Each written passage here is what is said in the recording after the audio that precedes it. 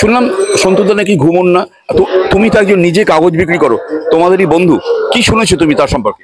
তার ঘুমের পরিমাণটা খুবই কম, কারণ রাত্রিরে 11টা 12টা পর্যন্ত থাকে, আবার ভোর 3টের সময় উঠে পেপার আনতে যায়, যার ফলে ঘুমের পরিমাণটা কমে যায়। এটাই কথা। ঘুমটা স্বাভাবিকভাবেই কমে গেছে, আর না ঘুমানোর মতনই অবস্থা। তোমারও কি সেই না ঘুমানোর মতো অবস্থা? সন্তুবাবুর প্রতিবেশী আমার পাশে রয়েছেন প্রাক্তন ফুটবলার মনোরঞ্জন ঘোষ, একেবারে তার বাড়ির পাশে থাকেন। আমরা শুনে নিই মনোরঞ্জন বাবু কি বলছেন। সত্যি কি উনি 20-25 বছর ধরে ঘুমোচ্ছেন না? সত্যি ঘুমোচ্ছেন না? আজ আমি সকালবেলায় ওনাকে জিজ্ঞাসা করলাম, তুমি কি একদমই ঘুমো না? বলে না, আমার ঘুম আসে না। আমি তাহলে তুমি কিভাবে বেঁচে আছো সেটা তো আমি বুঝে উঠতে পারছি না। নিশ্চয়ই কোনো না কোনো সময় একটু ঘুমাও। বলে না না না, আমি ঘুমাই না, ঘুম আসে না, আমার একদমই ঘুম আসে না। এইভাবে ওনার কাছে থেকে আমি রিপোর্টটা পেলাম। এবং তোমরা কি দেখেছো যে সত্যি ঘুমায় না? সারাদিন রাস্তায় টোটো করে বেড়াচ্ছে নাকি? হ্যাঁ, সারাদিন রাস্তায়। উনি একটা প্রাইভেট জায়গায় চাকরি করে, উনি ওইখানেও যান, ভোরবেলা পেপার দেয়, পেপার দিয়েই বেরিয়ে চলে যান। অনেক অবিশ্বাস্য ঘটনার সাথে আমরা সাক্ষী। আপনারা নিশ্চয় অনেক অবিশ্বাস্য ঘটনার গল্প শুনেছেন। না, আমি যেখানে এসেছি এটি হচ্ছে দমদম, সাউথ দমদম মিউনিসিপ্যালিটি অর্থাৎ দক্ষিণ দমদম পৌরসভার অন্তর্গত 11 নম্বর ওয়ার্ডের এক অত্যন্ত সজ্জন মানুষ সন্তুদা, সন্তু দত্ত। সন্তুদার জীবনী যদি আমি আপনাদের সামনে বলি, আপনারা অবাক হয়ে যাবেন। ভাবতে পারছেন একটা মানুষ দিনের পর দিন ঘুমন না, না তিনি অসুস্থ না, তিনি সুস্থ মানুষ, কিন্তু কেন জানি না ওনার ঘুম আসে না। এই ঘুম না আসার কারণটা কি?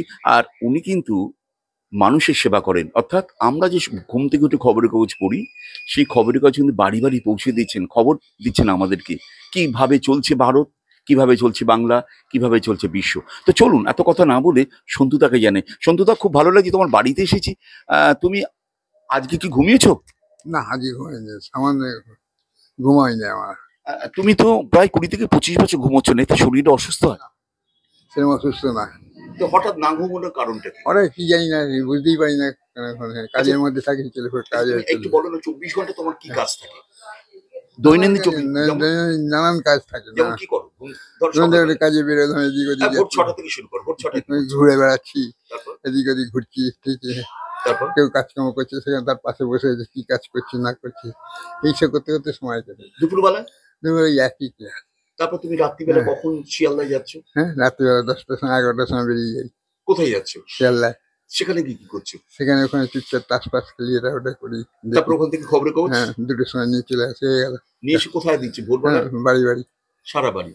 তো এই যে সারাদিন তুমি রাত জেগে তাস খেলছো, খবরের কাগজ গ্রহণ করছো, তারপরে এসে বাড়িতে ঘুম পাচ্ছে না? বাড়ির কাজ করছো? হ্যাঁ, বাড়ির কাছেও করছি। বৌদি, এইমাত্র দাদা বললেন যে দিনের পর দিন ঘুমান না, সত্যি কি তাই? সত্যিই তাই, দিনের পর দিন। ওর অভ্যাস হয়ে গেছে এটা। কত বছর ধরে এই অভ্যেসটা? তাও তো আজ অনেক হলো। তুই এখন থেকে ট্রাগল করে, মেয়ের যখন 5 বছর বয়স তখন অফিস বন্ধ হয়েছে, তখন থেকে তো এই করে যাচ্ছে। এইটা কি টেনশনে ঘুম হয় না, এমনি সত্যিকারের ঘুমটা উঠেই গেছে তাই? দেখুন, টেনশন তো থাকেই, বেরোতে হবে, আমি লোকের যখন দায়িত্ব নিয়েছি পেপারটা আমাকে দিতে হবে, এটা তো একটা বিরাট টেনশন। ঠিক টাইমে পৌঁছতে পারবো কিনা, আবার দেরি হলে কাস্টমার চলে যাবে, এই নানান রকম টেনশন গুলো তো থাকেই না। তো ঘুমটা কোথা থেকে আসবে? তারপর তো সব রকম চিন্তা আছে, সাংসারিক চিন্তা বলুন, এ বলুন সে বলুন। সত্যি ভাবতে অবাক লাগছে। আসলে মানুষ সব পারে, ভাবতে পারছেন দিনের পর দিন একটা মানুষ রাত জেগে কিভাবে সারাদিন কাজ করে যাচ্ছে। অবাক লাগছে আমাদের সকলের। সত্যি বাস্তব ঘটনা তুলে ধরলাম আপনাদের সামনে। কেমন লাগলো? সাবস্ক্রাইব করুন, শেয়ার করুন, লাইক করুন। নমস্কার।